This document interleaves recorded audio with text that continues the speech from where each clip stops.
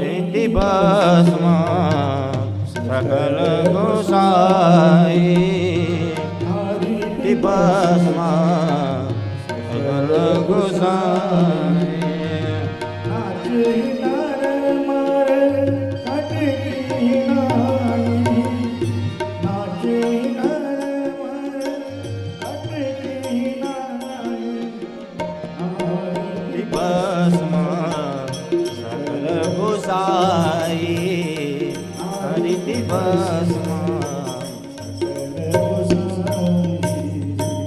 આજે પણ એ જ થઈ રહ્યું છે કે નારી નચાવે અને પુરુષ નાચે. આના સિવાય બીજું કઈ છે જ નહીં. અને નાચવું જ પડે, છૂટકો છે. તુલસીદાસે કલયુગનું વર્ણનમાં આ ચોપાઈ લખીને ગયા હતા કે મદારી જેમ વાંદરાને નાચ નચાવશે એમ જ કલયુગની જે સ્ત્રીઓ હશે એ પુરુષને નાચ નચાવતી હશે. આગળ બી આનું કથાનું વર્ણન આવશે. આ કલયુગનો વર્ણનની કથા બતા અનેક અનેક કથાઓ કહી ગઈ છે. સાસુઓની અંદર વ્યવહારમાં તરાર પડશે. ક્યાંક મર્યાદા ભંગ થશે, કલયુગનું વર્ણન કર્યું છે. ક્યાંક વહુ સાસુની ન થશે, સાસુ વહુની ન થશે, કલયુગનું વર્ણન કરવામાં આવ્યું છે. અનેક અનેક વર્ણનો કલયુગના એવા અદ્ભુત કર્યા છે. શિવ મહાપુરાણની કથાની અંદર કલયુગનું વર્ણન પહેલા કરવામાં આવ્યું છે. ભાગવત મહાપુરાણની કથાની અંદર કલયુગનું વર્ણન છેલ્લા કરવામાં આવ્યું છે. હજી તો કલયુગની અંદર એવા એવા પ્રશ્નો ઉદ્ભવ્યા છે. ભાગવતજીમાં એક અશ્વપાલ નામનો વ્યક્તિ હતો જે પાંડવોના ભાઈઓ યુધિષ્ઠિર મહારાજના ભાઈઓને એને બાંધી દીધા હતા. અનેક અનેક પ્રશ્ન કર્યા હતા. એમાંથી કલયુગના વર્ણન વિશે, કલયુગ જ્યારે આવવાનો હતો એના બધા પ્રશ્ન કર્યા હતા. કે એક હોજની અંદર પહેલો પ્રશ્ન એ હતો, અશ્વપાલે યુધિષ્ઠિર મહારાજને પ્રશ્ન કર્યો હતો કે મહારાજ તમે તમારા ભાઈને છોડાવી જવા હોય તો મારા કંઈક પ્રશ્નના જવાબ આપો. આ ભાગવતજીના પ્રસંગની વાત કરી રહ્યો છું. પહેલો પ્રશ્ન એ હતો કે એક હોજ હોય, એની ચારે બાજુ નાના નાના હોજ હોય. જ્યારે મોટો હોજ ઉભરાય છે તો એ નાના હોજ ભરાઈ જાય છે, પણ એ જ્યારે નાના હોજ ઉભરાય છે તો મોટો હોજ ભરાતો નથી. આનું લક્ષણ શું? યુધિષ્ઠિર મહારાજે ત્યારે કહ્યું કે અશ્વપાલ તમે એવું કહેવા જઈ રહ્યા છો કે હવે કલયુગની અંદર એવો સમય આવશે કે કલયુગ નજદીક આવી રહ્યો છે કે જ્યારે એક માતા પિતા એક માના ખોળામાં 4 દીકરા રમી શકશે, પણ 4 દીકરા જ્યારે મોટા થશે, 4 દીકરા જ્યારે 4 બંગલાવાળા થશે ત્યારે એક માએ 4 બંગલામાં ન રમી શકશે. આ એકદમ સરળ ભાષામાં સમજાયું. આ કલયુગનું પહેલું વર્ણન છે.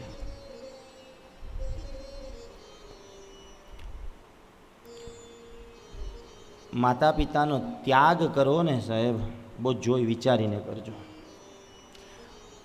3 જ દિવસ થયા મારી કથાને વિરામ થયા અને પ્રકાશાની અંદર હતી. મહાદેવ 100 કાશી બરાબર 1 પ્રકાશા. વૃદ્ધાશ્રમ છે, વૃદ્ધાશ્રમ. ત્યાં મારી જ્યાં કથા હતી વૃદ્ધાશ્રમના લાભાર્થી કથા હતી. મારી રોજ કથા વિરામ થાય ને મારે ત્યાં બધા વૃદ્ધાઓ, 4-5 વૃદ્ધાઓ, એમાં તો એક સાક્ષી આજે કાકા સાક્ષાત આવ્યા જ છે કથામાંથી જ આપણી સાથે. કાકા એકવાર હાથ ઊંચો કરો તો પ્રકાશ સાથે આવ્યા છે. તે જો એક કાકા છે બસ.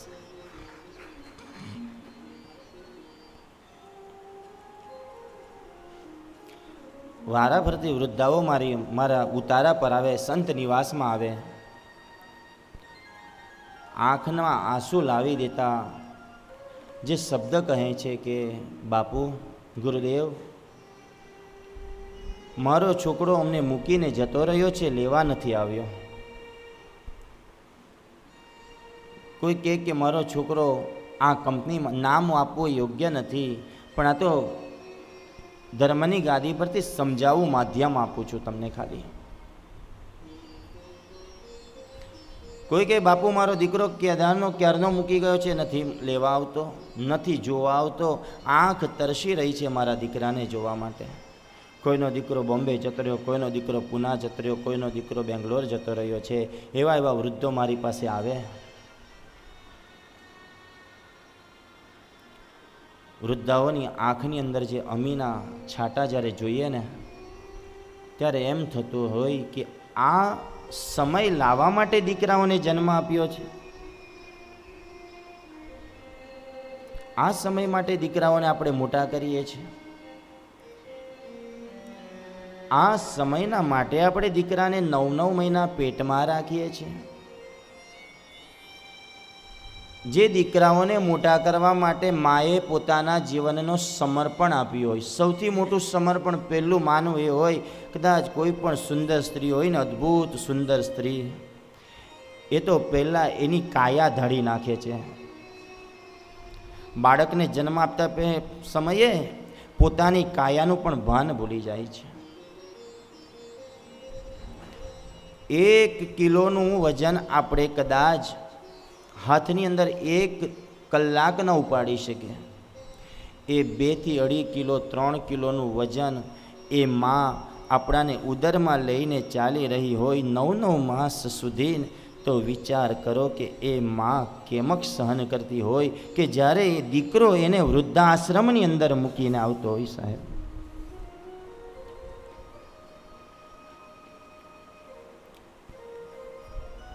ખૂબ યુવાનોને મારી એક વ્યાસપીઠ પરથી વિનંતી છે,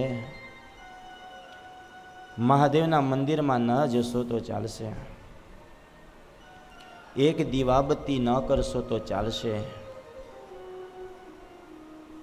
પણ ક્યાંક માવતરને આવી રીતના અધૂરા કોઈ દાડો છોડીને નહીં આવતા. સાહેબ, જેટલી જરૂરિયાત આપણાને બાળપણમાં આપણાને માતા પિતાની હોય, જેટલી જરૂરિયાત આપણાને નાના સ્વરૂપ હોય, 2 વર્ષ 5 વર્ષ 20 વર્ષ સુધી જે જરૂરિયાત આપણાને મા બાપ સાથેની હોય, એ જ જરૂરિયાત જ્યારે વૃદ્ધ થાય માવતર, ત્યારે મા બાપને એટલી જ જરૂરિયાત આપણી હોય છે. સાહેબ,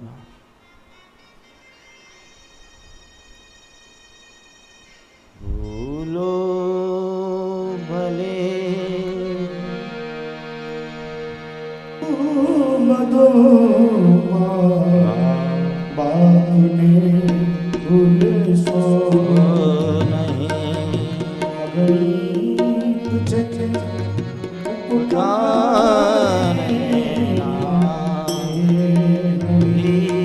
સસો નહીં, બાપને ભૂલશો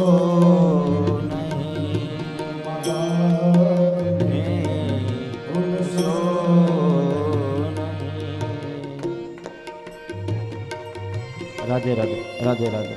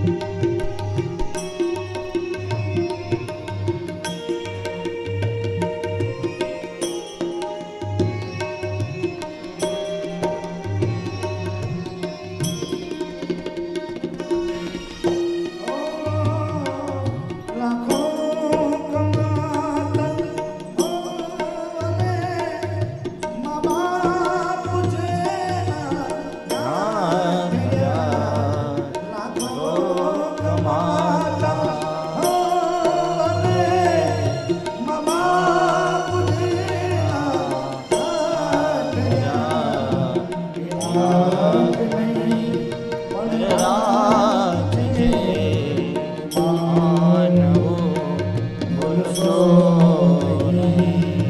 ભૂલો ભલે બીજો બધો ભૂલશો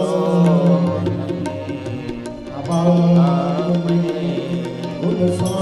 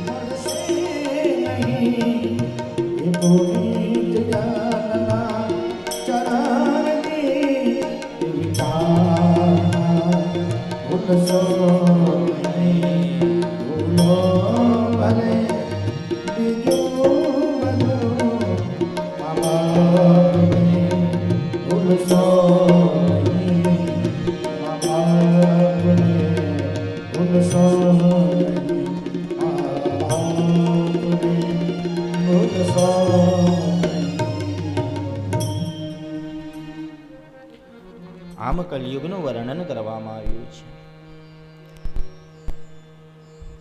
અનેક અનેક વર્ણનો કલિયુગના કરવામાં આવ્યા છે.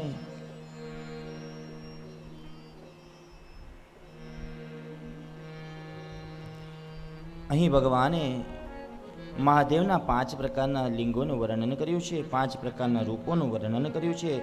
ભગવાન મહાદેવે અહીંયા હવે લિંગના પ્રાગટ્યની પૂજા તરફ આપણે કથાને લઈ જઈશું. લિંગ 5 મિનિટ પછી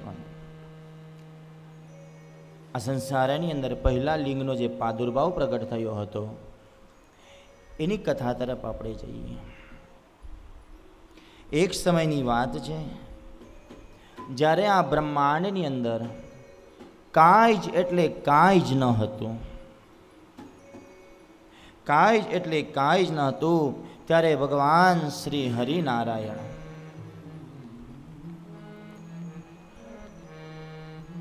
તપ કરવા લાગ્યા. અને ભગવાન નારાયણ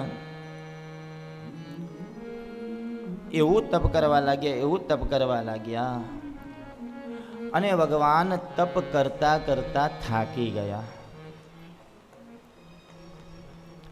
ભગવાન શ્રી હરિનારાયણને થાક લાગ્યો અને શરીરમાંથી પરસેવો પ્રગટ થયો. પરસેવો ઉત્પન્ન થયો અને એ પરસેવામાંથી જળનો પ્રવાહ થયો, જેને આપણે સમુદ્ર કહીએ છીએ. આ સમુદ્રની ઉત્પત્તિ જે બતાવી એ ભગવાન નારાયણના પરસેવામાંથી બતાવી છે. ભગવાનને પરસેવો થયો, સમુદ્ર જળ તરીકે ઉત્પન્ન થયું. ત્યારબાદ ભગવાન એવા થાકી ગયા કે તે સમયે ભગવાન નારાયણ એ જળમાં સૂઈ ગયા. અને ભગવાન સૂઈ ગયા એટલે એમનું નામ એક પડ્યું નારાયણ. નાર વત્તા યાન. યાન એટલે શું અને નાર એટલે પાણી. ભગવાન પાણીમાં જ્યારે સૂઈ ગયા એટલે ભગવાન વિષ્ણુનું નામ આપવામાં આવ્યું નારાયણ. નારાયણ તપ કરી રહ્યા હતા ત્યારે એક 1000 પાંખડીવાળું એક કમળ ઉત્પન્ન થયું અને કમળમાંથી એક 5 મુખવાળા બ્રહ્માજીનો પ્રાદુર્ભાવ પ્રગટ થયો. અને બ્રહ્માજીનો જ્યારે પ્રાદુર્ભાવ પ્રગટ થયો તે સમયે બ્રહ્માજી, હવે તૈયારી કરવા માંડજો. બ્રહ્માજી જ્યારે પ્રગટ થયા, પ્રાદુર્ભાવ જેવો પ્રગટ થયો, ભગવાને ચારેય બાજુ નજર કરી બ્રહ્માજીએ, તો બ્રહ્માજીને ફક્ત જળ જળ અને જળ જ દેખાયું, બીજું કાંઈ જ ન દેખાયું. અને એ જળમાં ટપ ટપ કંઈક અવાજ આવ્યો એટલે બ્રહ્માજીને એમ થયું કે મને કોઈ તપ કરવા માટે પ્રેરિત કરી રહ્યું છે. હવે કોણ પ્રેરિત કરી રહ્યું છે એ જોવા માટે બ્રહ્માજી જળના તળ સુધી ગયા. ભગવાન બ્રહ્માજી જળના તળ સુધી ગયા અને બ્રહ્માજી જેવા જળના તળ સુધી ગયા એટલે તે સમયે ભગવાન નારાયણ સુધી પહોંચ્યા છે. અને ભગવાન નારાયણ સુધી જેવા પહોંચ્યા છે તે સમયે બ્રહ્માજીને થોડોક ક્રોધ આવ્યો છે કે આ સંસારનો પહેલો પુરુષ હું છું. આ સંસારનો પહેલો પુરુષ હું છું. આ સંસારની અંદર હું જ પહેલો જન્મ્યો છું. આમ બ્રહ્માજી નારાયણને કહે છે હું આવ્યો છતાંય તમે મને સન્માન ના આપ્યો. ભગવાન નારાયણે કહ્યું કે તમે તો મારા કમળની પાંખડીમાંથી મારા નાભી કમળમાંથી તમે પ્રગટ થયા છો, તો તમે આ પૃથ્વી પર તમે આ બ્રહ્માંડની અંદર સૌ પહેલા પ્રથમ પુરુષ કઈ રીતના કહી શકો છો? આમ સંવાદ થવા લાગ્યો, જેને કથાઓની અંદર યુદ્ધ પણ કહ્યું છે. શિવ મહાપુરાણની કથામાં અનેક કથામાં એવું પણ કહેવામાં આવ્યું છે કે બ્રહ્મા અને વિષ્ણુ વચ્ચે યુદ્ધ પણ થયું, પણ ક્યારે બ્રહ્મા અને વિષ્ણુ યુદ્ધ નથી કરતા, ખૂબ સંવાદ કર્યો છે. અને એવો સંવાદ થઈ રહ્યો હતો કે યુદ્ધના માધ્યમ તરફ જવા લાગ્યા. બંનેની વચ્ચે સંવાદ એક જ થાય. બ્રહ્માજી કહે કે આ સંસારનો પહેલો પુરુષ હું, નારાયણ કહે કે આ સંસારનો પહેલો પુરુષ હું. આમ જ્યારે સંવાદ ચાલી રહ્યો હતો અને એ સંવાદ બરાબર મધ્ય વચ્ચે પહોંચ્યો, બંનેનો સંવાદ થવા લાગ્યો અને એવો સંવાદ થવા લાગ્યો કે સંવાદ થતા બંને જ્યારે બ્રહ્મા અને વિષ્ણુની વચ્ચે સંવાદ થઈ રહ્યો હતો ત્યારે ભગવાન લિંગ સ્વરૂપે પ્રગટ થયા છે. બોલીએ પારદેશ્વર મહાદેવ કી જય.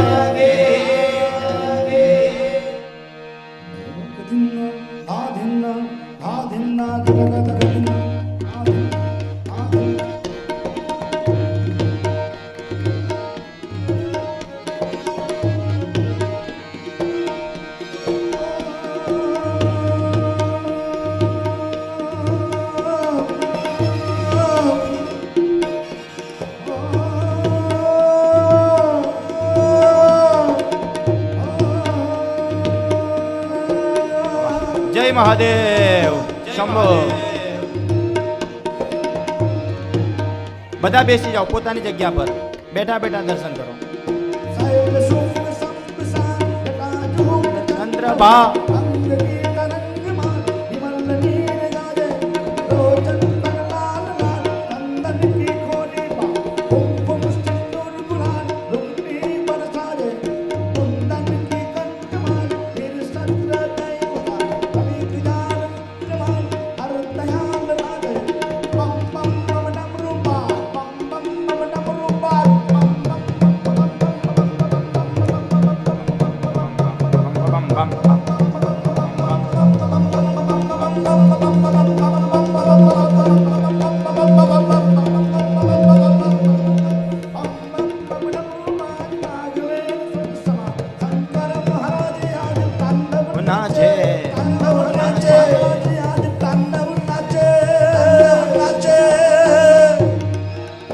બધાને દર્શન કરાવો પોતાના.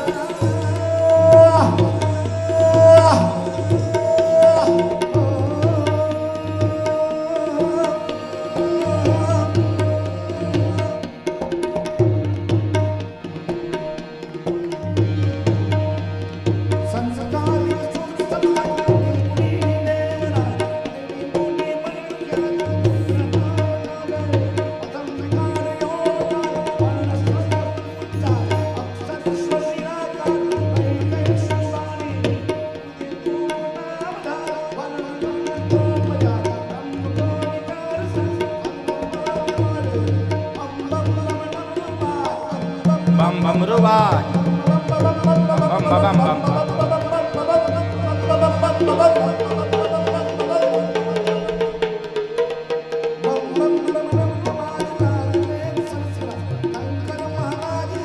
તાંડવ નાચે મહારાજ રાજ તાંડવ નાચે.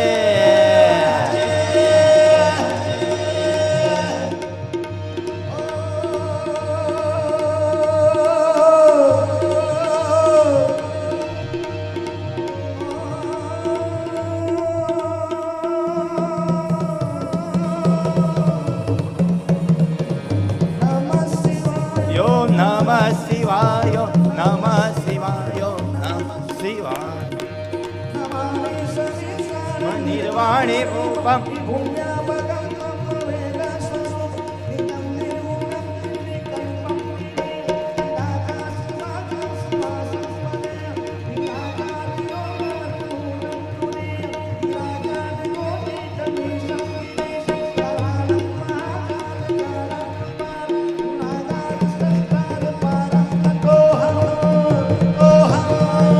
જય મહાદેવ. જય મહાદેવ.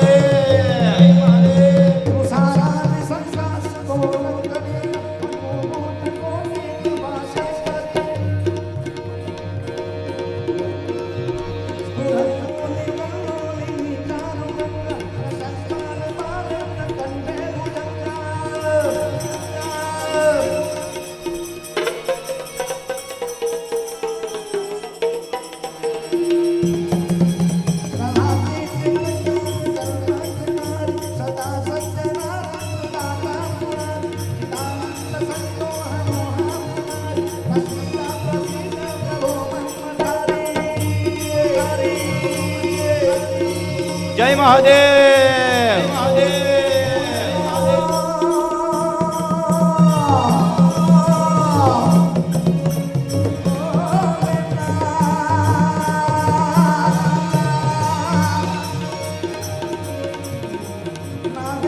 હરાય ત્રિલોચનાય ભસ્માંગરાગાય મહેશ્વરાય નિત્યાય દિગંબરાય તસ્મૈ નમઃ.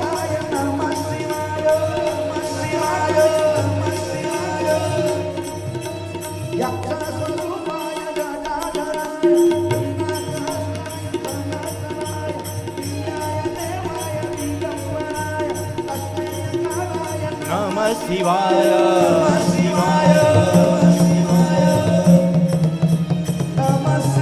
ઓમ નમઃ શિવાય.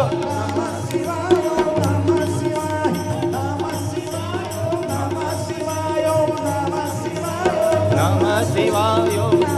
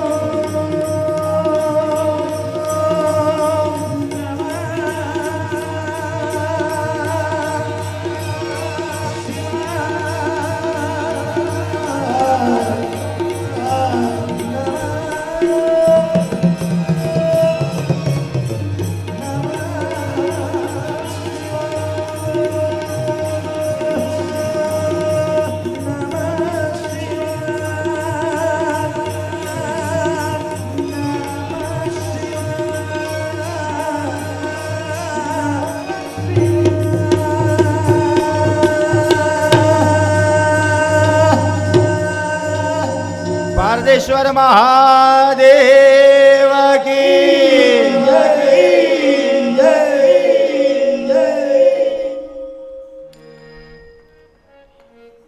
અહીંયા લિંગ પ્રાગટ્યની કથા બતાવી હતી. ભગવાન લિંગનું પ્રાગટ્ય થયું. ખૂબ સુંદર મજાનું નિરૂપણ કરી છે કથાને. પોતાનું સ્થાન ગ્રહણ કરી લેવું. લિંગ પ્રાગટ્યની કથાને મહાદેવના ચરણોમાં अर्पण करिए. आइए दुमिल हरि नाम संकीर्तनम. ओम नमः शिवाय.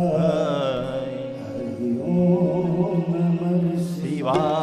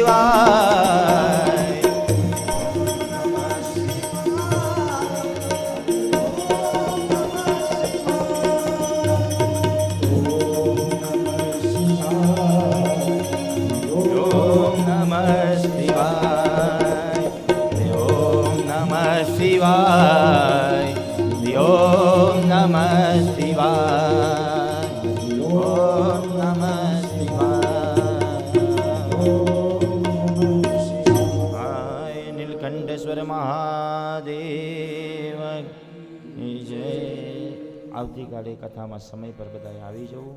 ખૂબ સુંદર મજાનું આવતીકાલે મા ભગવતીનું પ્રાગટ્ય, મા નવદુર્ગાનું પ્રાગટ્ય, સાથે સાથે સતી જગદંબાનું પ્રાગટ્યની કથાના દર્શન કરીશું. આરતી માટે યજમાનો આગળની સૂચના. પારદેશ્વર મહાદેવ કી.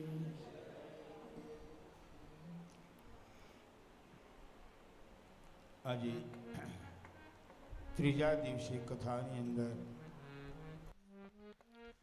શિવ પ્રાગટ્ય ઉત્સવ આપણે ખૂબ જ ધામધૂમથી મનાવ્યો છે. શિવનો ઉત્સવ,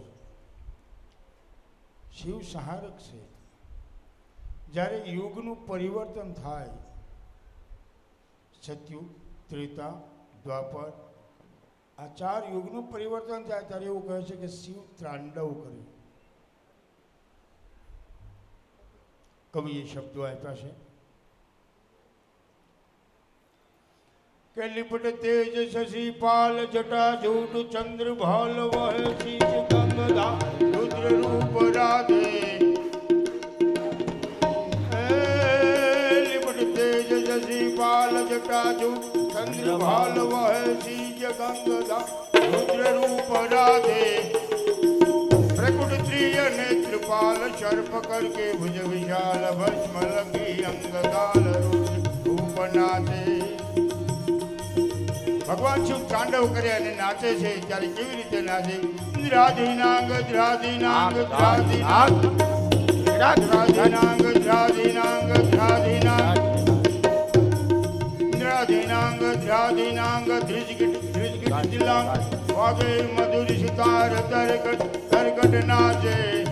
હે ડમ ડમ ડમ ડમ રૂબાજ ડમ ડમ ડમ ડમ ડમ ડમ ડમ ડમ રૂબાજ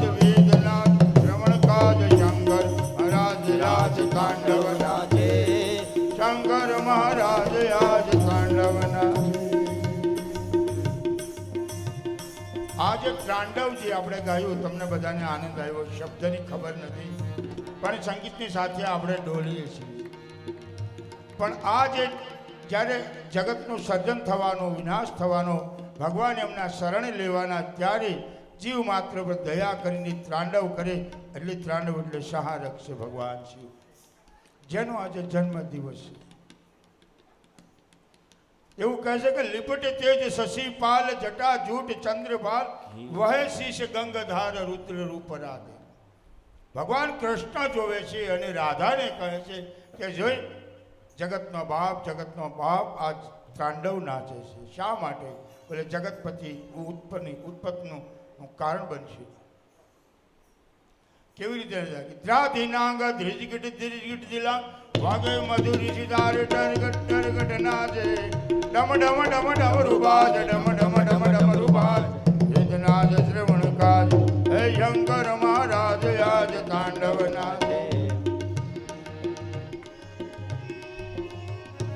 આજે તાંડવ ઉપરથી ખબર પડ્યું કે જગતની ઉત્પત્તિ થશે એવો ભગવાનનો આજે જન્મદિવસ અને આજે એનું પ્રાગટ્ય દિવસ એટલે આમ તો શિવમાં બ્રહ્મા વિષ્ણુ મહેશ કહો દૈડે ભિન્ન ભિન્ન નથી બધા એક જ છે આપણે સમજાવવા માટે કીધું કે આ પાલન કરે આ સહાર કરે જીવ માત્રનું કલ્યાણ કરનારા એવા અજન્મા દેવ જેનો જન્મ નથી જન્મથી રહિત છે પ્રાગટ્ય જેનું મૂળ બ્રહ્મા નથી જાણતા વિષ્ણુ નથી જાણતા એવા મહાદેવના ગુણગાન આજે ત્રીજે દિવસે ભગવાન શિવની આપણે જન્મ ઉત્પત્તિ આજે પ્રાગટ્ય દિવસ મનાવ્યો છે ત્યારે બધાના ભગવાન જીવની માત્ર માટે દયા કરે કરુણાળુ મમતાળુ બને અને દરેકની કાર્યની સિદ્ધિ થાય દરેકના જીવનમાં તંદુરસ્તી મળે એવી આજે ત્રીજી કથાના દિવસે હૃદયથી ભગવાન ભોળાનાથને પ્રાર્થના આપ સર્વ ખુશ રહો આનંદમય રહો હવે આરતીની આપણે તૈયારી કરી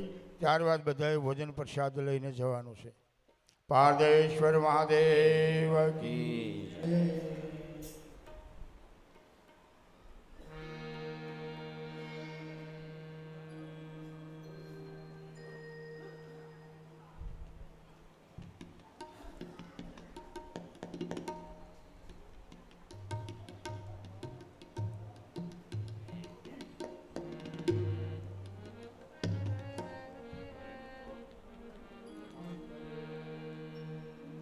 અટલ આશ્રમ સુરત ઉપર ચેનલ ઉપર યુટ્યુબના માધ્યમ દ્વારા આપણે ઘરે ઘરે પણ આપણા પરિવારમાં લિંકને મોકલી એમને પણ આ કથાનો લાભ મળે આજે આ કથા દેશ વિદેશોમાં લોકો જોઈ રહ્યા છે ભલે આપણે અહીં ઓછા દેખાય પણ ઇન્ટરનેટના જમાને આજે એક ક્લિક કરો એટલે વિદેશની વાત તમારી સામે સન્મુખ આવીને ઊભી રહે એવો આ જમાનો આવ્યો છે આવો આરતી કરીએ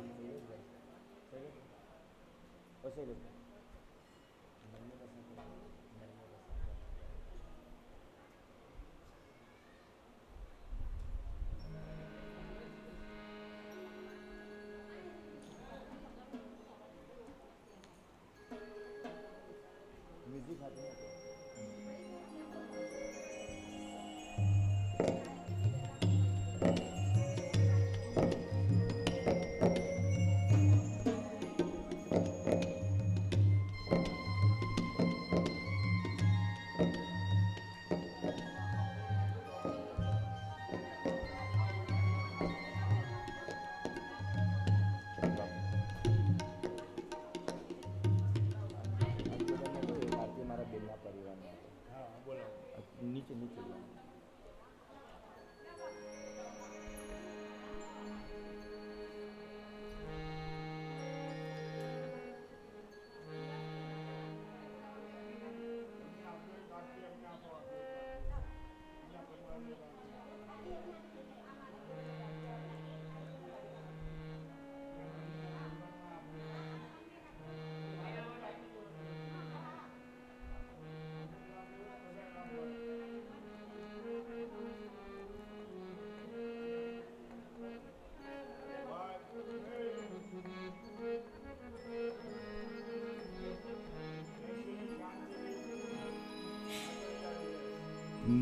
बोलिए पारदेश्वर महादेव की जय।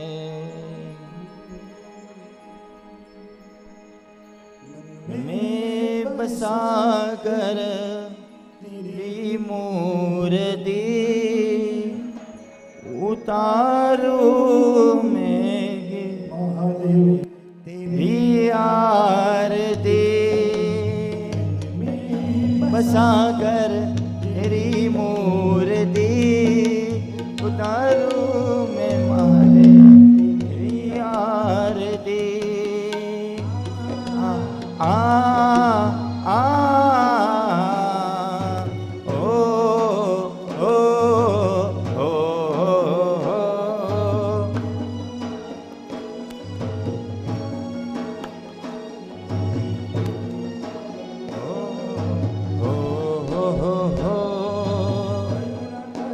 कष्ट हरो ज्ञान दो भगवान, भव में फंसी नाव मेरी तार दो भगवान। करुणा करो कष्ट हर ज्ञान दो भगवान, भव में फंसी नाव मेरी तार दो भगवान। तुम्हारे पास है दर्द की दवा, तुम्हारे पास है जिंदगी दया की भी मांग दे। मन में कर तेरी मूर्ति उतारू मैं गिरधर, मैं गिरधर तेरी आरती। आ आ ओ ओ ओ ओ आ आ आ ओ ओ ओ सोचो भगवान, जिंदगी जब तेरे नाम कर दी अर्पण, मांगू तुझसे क्या मैं ये सोचूं भगवान। जिंदगी जब तेरे नाम कर दी अर्पण, सब कुछ तेरा कुछ नहीं मेरा, सब कुछ तेरा कुछ नहीं मेरा। चिंता है तुझको प्रभु संसार की, मन में बसा कर तेरी मूर्ति उतारू मैं महादेव तेरी आरती। मैं महादेव तेरी आरती। आ आ आ ओ ओ ओ आ आ आ ओ ओ ओ संत करे ध्यान, नारद गुणगान करे छेड़ विना तान। वेद तेरी महिमा गान, संत करे ध्यान, नारद गुणगान करे छेड़ विना तान। तेरे द्वार करते हे पुकार, भक्त तेरे द्वार करते हे पुकार। दास गाए तेरी आरती, मन में बसा कर तेरी मूर्ति उतारू मैं महादेव।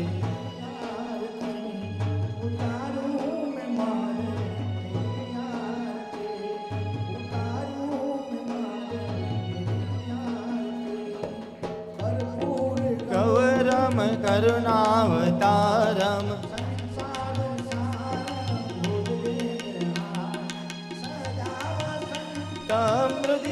रवीने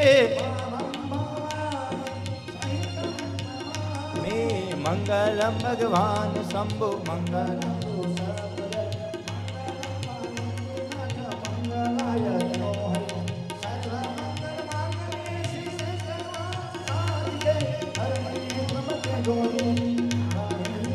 स्तुते नमोस्तुते शिवायेति બોલીએ પારદેશ્વર મહાદેવ કી જય. નીલકંઠ મહાદેવ કી જય. તાપી માત કી જય. પરમ પૂજ્ય શ્રી બટુગીરી મહારાજ કી જય. નમઃ પાર્વતી પતયે હર હર મહાદેવ. જય જય શ્રી રાધે. જય જય શ્રી રાધે. જય જય શ્રી રાધે.